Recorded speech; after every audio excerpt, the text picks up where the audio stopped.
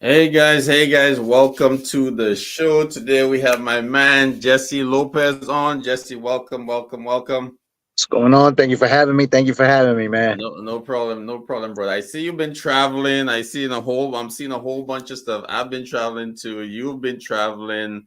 We started as technicians. Now we at the top. Now, that was started at the bottom. Now we okay. So, guys, before we get into anything, pay attention to your screen.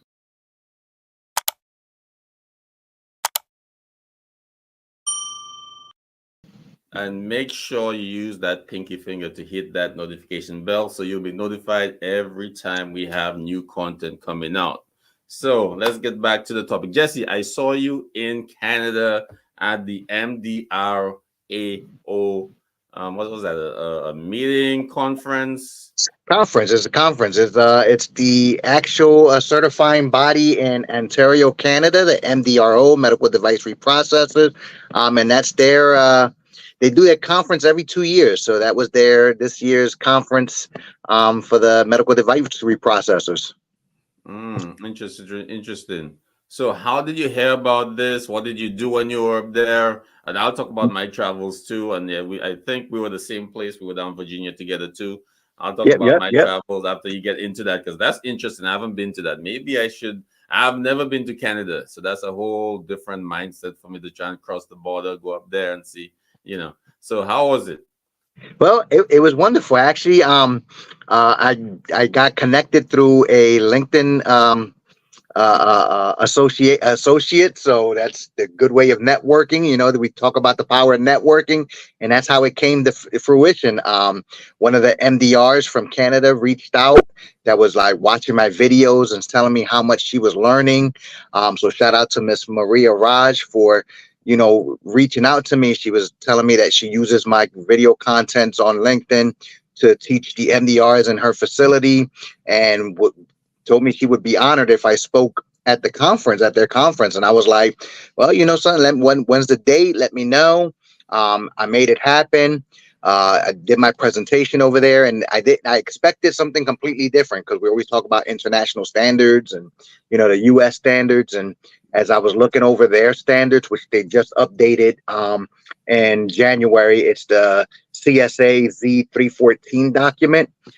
They just updated it. It's almost a mirror image of our 𝘕𝑚 standards. The only difference is their standards have a lot of shalls language in their standards. So it's things that they have to do compared to a lot of our shoulds. And as I was looking through them and making my presentation, we're doing the same things, man. So it was easy. It was listening to the conference. I was the last speaker on the last day. I spoke on the last day, so I was able to hear a lot of what was going on there. We had some speakers from HealthMark there. We had some speakers from STERIS. Beyond Clean was there representing. So they were speaking pretty much about the same topics, and they were facing the same struggles: short staffing, bioburden, not enough space, equipment issues.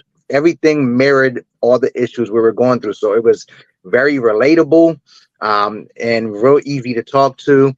I was actually really nervous, expecting something different, because we always hear about how the finger pointing and everything like that. And they were like, pretty much, what do you know about MDRs? You guys, y'all whole different certifying body, but it was all relatable. It was, even when we did our little vendor showcase there, looking at the vendors, pretty much the same technologies, everything. Not pretty much, it was the same technologies, everything in there. They use type 6 indicators over there. They still use different language like we do, as far as they're still calling indicators class indicators. They still refer to IUSS's flash sterilization, but everything, I mean, it was mirrored image, and I was surprised to find that out. I also had the opportunity to visit a facility, because I was like, before I leave here, I got to see a facility. I got to see your processes. And it was just amazing. It was amazing. Oh man, that sounds like a lot of fun. It was. I was like a little kid in a candy store. So you already know, the passion was breaking out in there. And, after the presentation is like, I felt like a rock star. Everybody was taking pictures and thanking me of like how passionate I was and the generation of conversation afterwards. So, and I had the opportunity to bridge that gap because at the end of the day, all of our goals is the same. It's patient safety, right?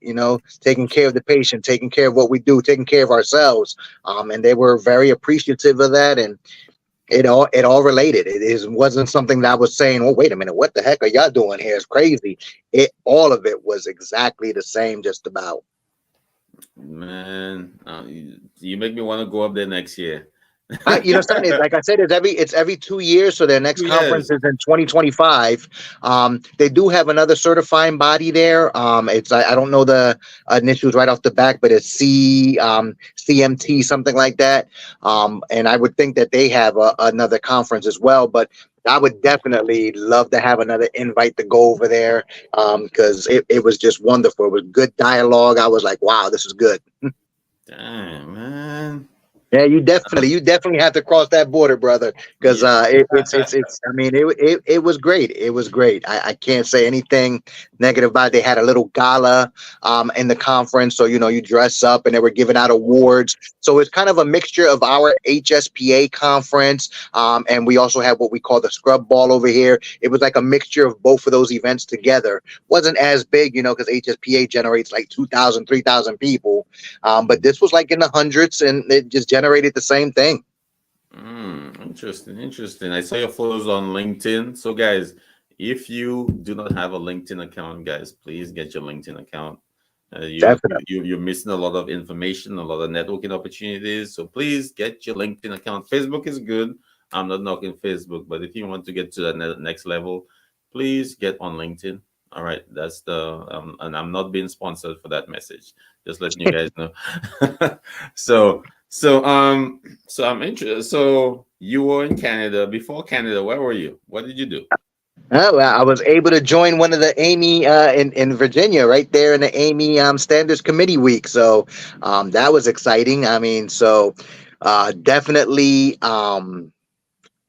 not for the faint of heart. So you got to go in there. You got to know your stuff going in there because it was a lot of commenting, a lot of communication, a lot of faces that you don't recognize. Like, I thought we were gonna go in there to see familiar faces.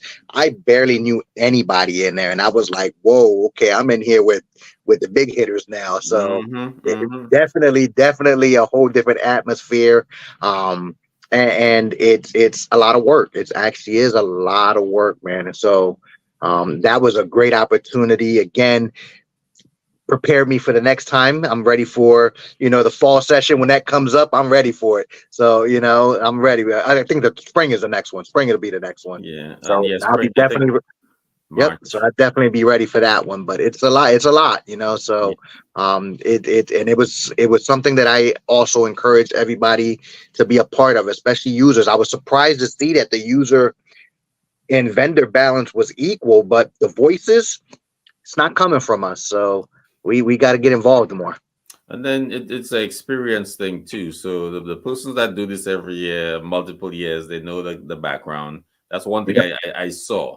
Those persons who've been there a long time, they know the background, so they know almost every change that has been made, so they could gauge it better than the new person that comes and say, hey, I don't think this should be this. And then they go back 10 years and they say, yeah, this was originally this word. We switched it back because this was created. We had a new product.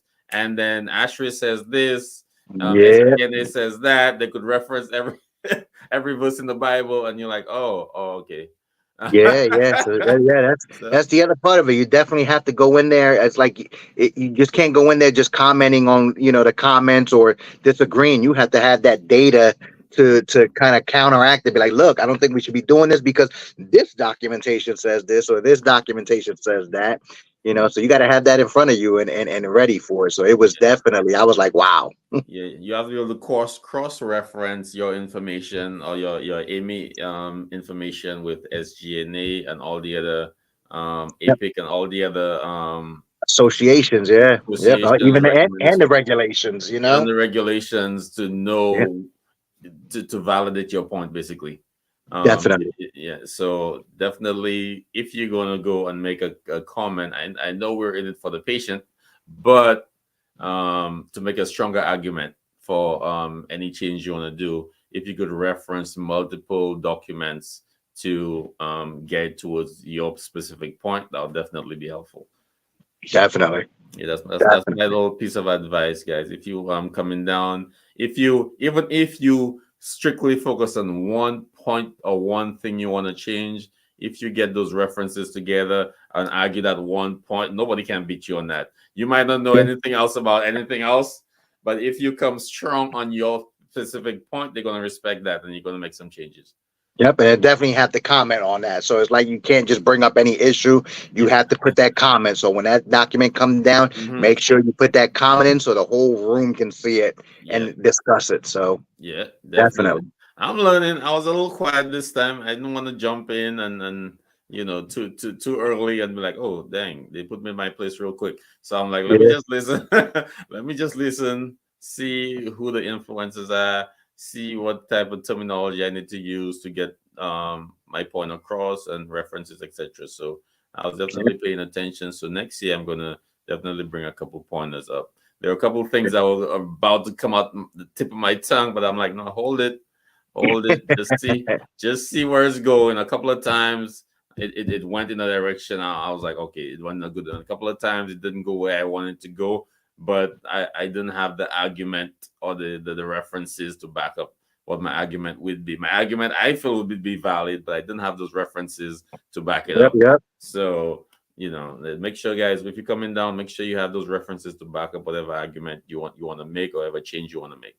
Definitely. Don't just say I don't want scopes hand washed anymore, because it's not good for the patient. You gotta reference what SGNA says, what EPIC says, any governing bodies, what Joint Commission papers were written about it, etc., etc.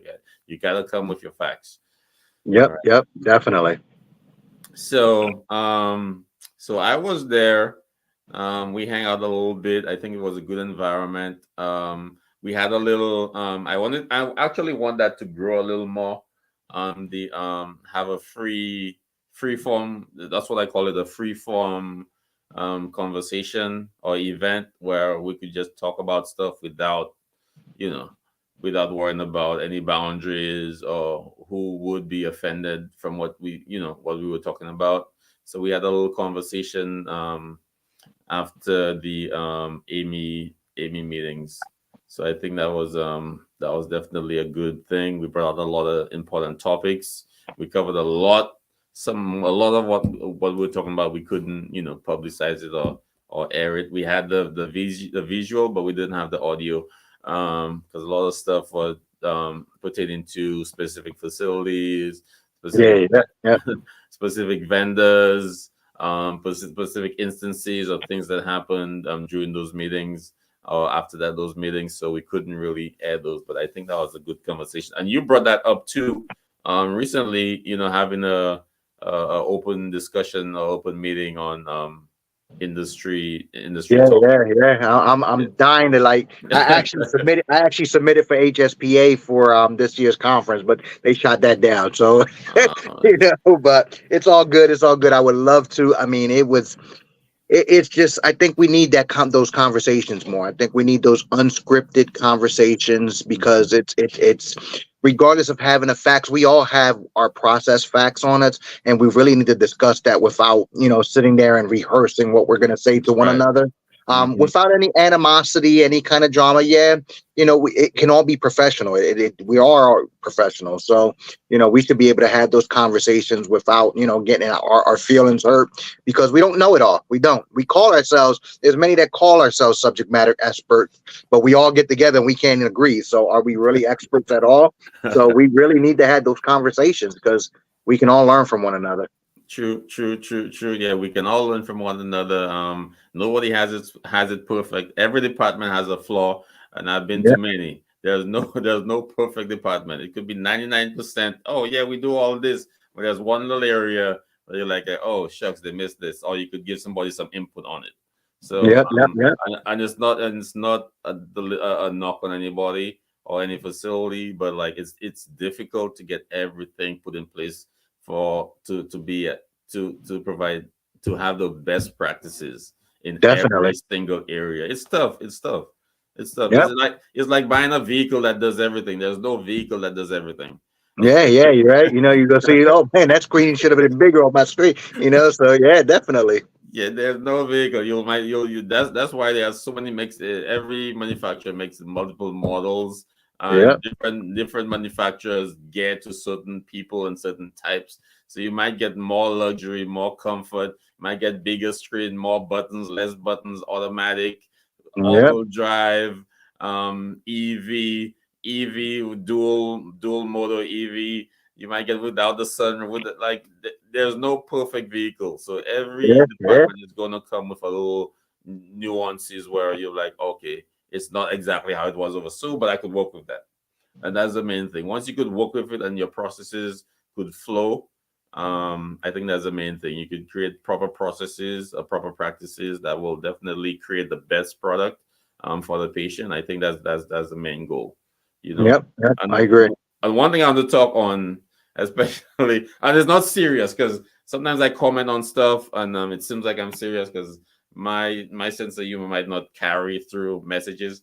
So I see a lot of people knocking the vendors and stuff like that. You know, those little photos where we used to see on Facebook. Now they're carrying themselves to LinkedIn now. Yep, yep, yeah, So, yeah. It's showing them photos. Yep. yeah, so like like every department you're going to find something that you're like, oh, if this was over here, 2 inches over there, if there was a barrier here, you know what I mean, there's always something, so right now I try not to have too much negativity on those facilities that have that issue. Sometimes the infection rate might be lower than mine. Sometimes they might be doing twice as many cases. Sometimes what I mean. Like there are different circumstances that might show up in a better way, or outcomes that might be better than what my outcomes are. I'm thinking I'm doing the best job and they're doing a better job, but I'm looking at two little things that look to me from a photo that look incorrect. You see what I'm saying? Yeah, agree. So, Agree. and we don't know what kind of work the people are putting in. You may see something on the photo that's incorrect, but sometimes the hard work and dedication those people have erase anything you see in that photo. You know what I mean? You may see, Yeah, oh well, this is wrapped so and so, this is wrapped. Sometimes they go be above and beyond cleaning, and their stuff is better quality coming out the washer. They have the better pre-treatment coming out the OR. You know what I mean? So you can't just judge a department by one or two photos. yeah, yeah. And I know Agree. the vendors are getting a bad rap right now because the the containers are door stops, and they're coming out the trunks. But like I was talking to a vendor recently, and he was saying like, and oh, hold on one second. Let's take a break. Let's take a couple second break here. Boom, boom, boom. We'll be right back. Let me see. Where is my boom?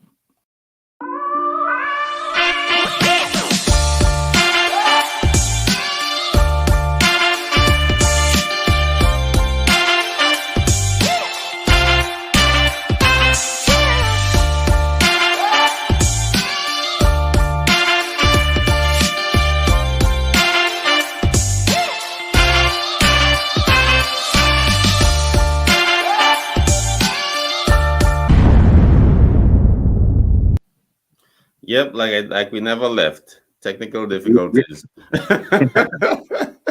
So yeah, the vendors getting a little bad rap right now. And I think Beyond Clean had an episode on vendors. They had about like 8 to 10 vendors on one episode. Vendors talking about sometimes the notice they get for delivery. You can't get a courier to deliver. The cases are add-ons, depending on the level of severity of the injuries. You need special instrumentation, so you can't get a truck every time or courier every time to to get the instruments in, and those vendors sometimes get last minute notice for emergent cases, traumas, etc., and they have to transport the stuff, or else the patient won't get the treatment they need. So that's their last resort. Put it in the trunk and let's roll. You know what I mean? And sometimes it might be at a facility way in the boondocks or downtown in the crowd. To get a courier to leave, courier might be in another state, in another city. To get him to go there and come back to pick up one tray or two or three trays, you could get that done quick, have that reprocessed properly, and get that to the patient. So we have to think of all those factors before we start criticizing our vendors. Oh, the tray was in the trunk, the tray was on the floor. But all that, once your reprocessing practices are proper, you shouldn't have to worry about it. The tray was on the floor, on the ceiling, on the top of the car, in the trunk, in the front seat, you know. So we got to be mindful that we have no idea where that tray is. We have to clean it. We have to disinfect it. So we have to assume worst case scenario. So that's just my take. Mm. What do you think? Yeah, you know, son, it's. I mean, that is pretty much the truth. I mean, it's like at the end of the day, we still have to clean the tray. We have to disinfect it. It's just my gripe is the condition of those trays. You know, sometimes those trays, you know, I could tell you war stories. I done had trays come in and they done had the kids' little cars in it. You know, so obviously their son was playing with the trays and stuff.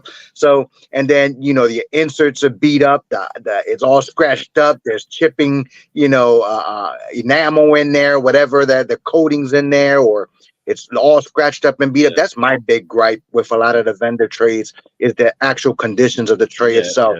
Yeah. And the storage before processing, and that's a whole different story. It's my concern is if you're delivering it like that, how are you storing it? Like, where are you putting this thing? Is it like mice going in there? You know, what's going on? So, you know, that's where my concerns are at. And then, you know, a lot of facilities try to get away with, and I've seen it happen, you know, it's processed in one area and they send it over to, they cleaned it over there and blah, blah, blah. All you got to do is wrap it up and they'll go ahead and do it because they don't know any better. I'm like, no. There's a problem with that. So I think that's where the big concern at is, how they're transporting these trays to and for, where they're storing them at. You know, are you just throwing them around like, you know, you don't care with delicacy? Some of them do come in with rust and broken up and stuff like that, and we don't really inspect those instruments like that. You know, we're not really detailed with it because we could throw a borescope down some of those instruments and we're gonna see a horror story. True. And yeah, the quality of the trays definitely. I think sometimes out of the scope of for some of those reps. Sometimes you give them a name, they bring it, they send it back to the warehouse. The warehouse say, hey, this tray is at Jim John's hospital. Their job is to go grab it and take it back. Sometimes it might be messed up. Sometimes it might be on the floor in the corner, you know, back in the loaner room for like 6 months. You know what I mean? So sometimes they may only be the transporters of those trays. They may not actually have the responsibility of storing those trays. So then we have to bring that back to the vendor itself and say, hey, what kind of trays are you providing for patients? Yeah. That's when you go higher up on the the money chain. That's when it gets harder. Yeah, because I mean, I can imagine how much those trays cost, you know. So, but it's like, you know, are we gonna constantly push for that? Because some trays be beat up. They do be beat up. Yeah, and vendors and some trays, the lifespan, and some trays go, and from speaking to some vendors, some trays really travel. Like, the tray will hit like 4 or 5 hospitals in a week, and you might get 20 cases out of one set. You know what I mean? That's how much some of these trays get used. Yeah. Patients, multiple situations. It's just the hot tray. And I've spoken to vendors and like, yeah, we only have 2 of these in the entire city. Like it's going down here, it's going to the children's, it's going to the community, it's going downtown to the main one, it's coming back up here. And it's like he gotta figure out how, you know, he's jockeying for position for the use of that tray because his surgeon wants to use the tray also. So, you know, some of these trays really get a lot of use out there. And then you have different washers. So, and that's a whole other topic you could get into. So each tray is in a different type of washer, different enzymatic solution. You know, so different sonication processes or not, you know. So so what kind of instrument are we using on these patients if it's going around, you know, and you have all these lubricants, non-lubricants, washers, sonics, different brushes people use, non-brushing, and no inspection, light inspection. It's like by the time it gets to you, it's like a used car, you know. Yeah. Like, and I see some of these trays, I'm like, dang, doctor wants that. That's what they asked for.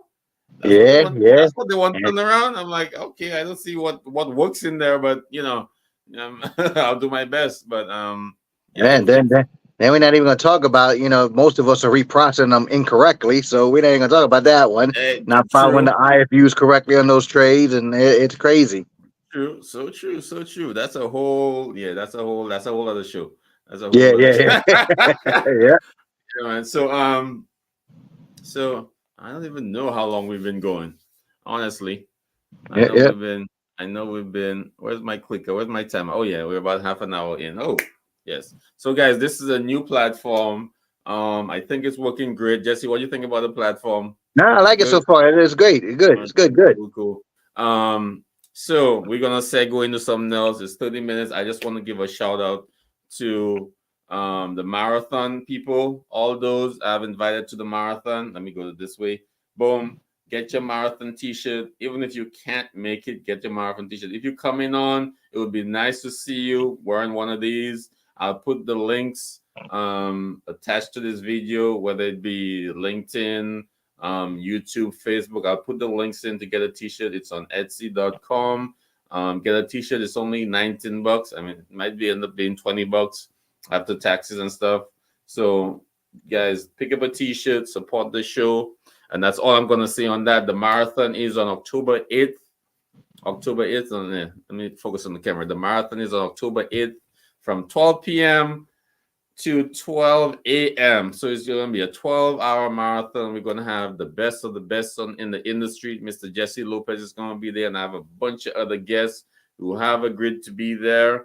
It's going to be a secret, and I'm probably going to release a couple names by next week to let you guys know who's going to be on. So if you're new to sterile processing, if you've been in it a while, you want to see all the folks that you know are in the business, and a couple new folks who are making their way up in the industry, and they're going to share some knowledge. They're going to give some thanks because it's October 8th is the first day of Sterile Processing Week 2023. So we're going to start with a bang, and also let me segue with the bang. We're going to go into our SP networking event on October 14th, which is at Topgolf. And let me give you guys, I just finalized everything recently. It's a great spot, great atmosphere, and I'm going to show you guys how it looks.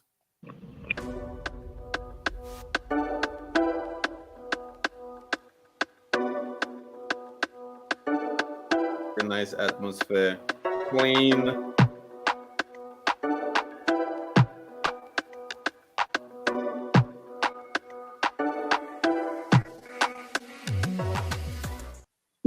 And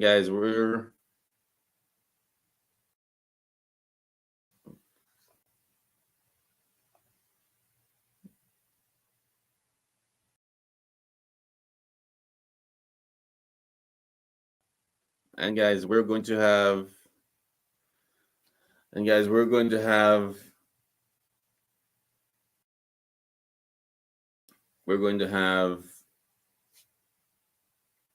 a 1C available. Sorry, we're gonna have 1C available for the event. my brother Nathan is going to be presenting. Presentation for 1CE. It's going to be a great event. We're going to have food.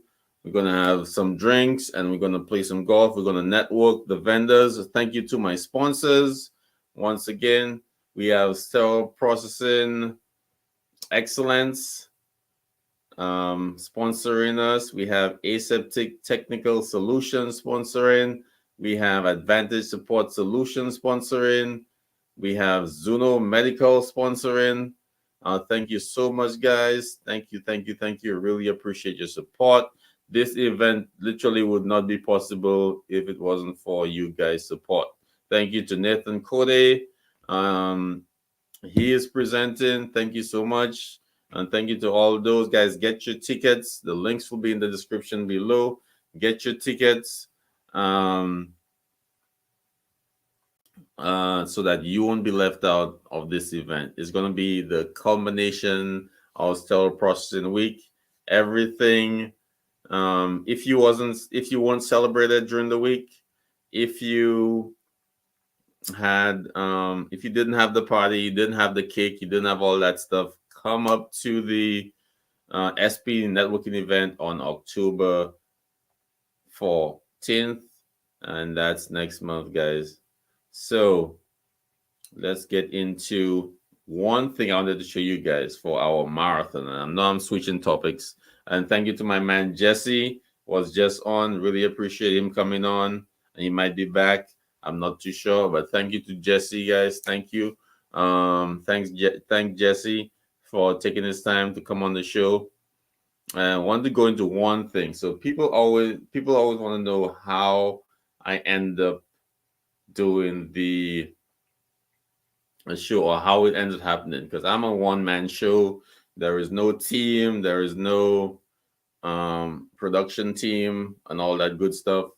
So I just want to give you guys a little snippet of how I produce the show by myself.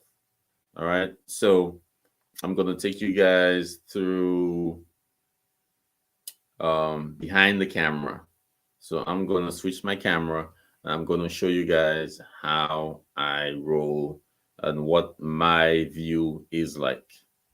So boom, I'm going to show you guys what my view is like from my phone right here. And pay close attention, guys. I won't do this often, and I will create an in-depth video for you guys in the future so that you guys could know. So this is my little messed up studio here. Don't judge me. So this is my view. I have two screens. I have a 32-inch or 32-inch or so up top. I have my laptop. I have my camera right here. I have this. These guys hold any notes I want to. This is for my mic. I usually use this guy. This, and I'll put some links. I'll do a little show specifically for the equipment I use so that you guys would know exactly what I do. So I have a couple lights here and here. So it's a soft light, and I made a little soft. I put a little something on it. So this is, I usually give out Google Meets link, and everyone who comes on the marathon comes on this, my tablet here. I say hello to everyone on the tablet, and after I meet them on the tablet, then I send them the link to get on the show. So then when I send them the link for the time they're supposed to be on the show, they come on, I let them in. And I have a couple of reasons why I do that. One of the reasons is it's difficult to communicate when you're having discussions on a live show. It's very difficult. So secondary monitor is definitely necessary. Secondary keyboard, excuse me, is also necessary. I have this keyboard, works very well. It's connected to everything here. Also, you need a dock and a mic. So this is one of my first mics. I think one of my best mics, if not the best. I still trying to decide which one is better. I have a little dock here. This takes everything. And guys, stop watching my background. It's a little messy. This takes all my connections, my camera, my mic, etc. So this is basically it. I also have a little trick here. I have a little foot pedal that you guys, I'm not going to show you right now. I have a little foot pedal where I can do certain things without using my hands. So, but that's about it, guys. And let me switch up.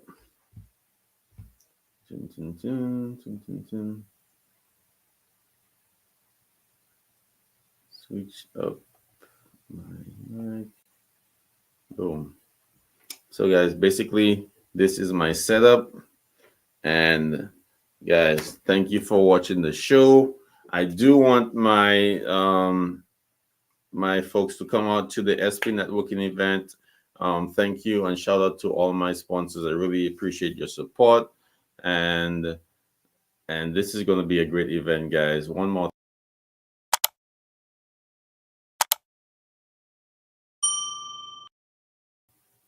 Yes, so make sure you hit that button with your pinky finger. It's going to be good for you because one reason you're going to be notified every time we have new content, guys. So like, subscribe, comment on the show. And guys, thank you so much for tuning in. I will be out in 5, 4, 3, 2, 1. Peace.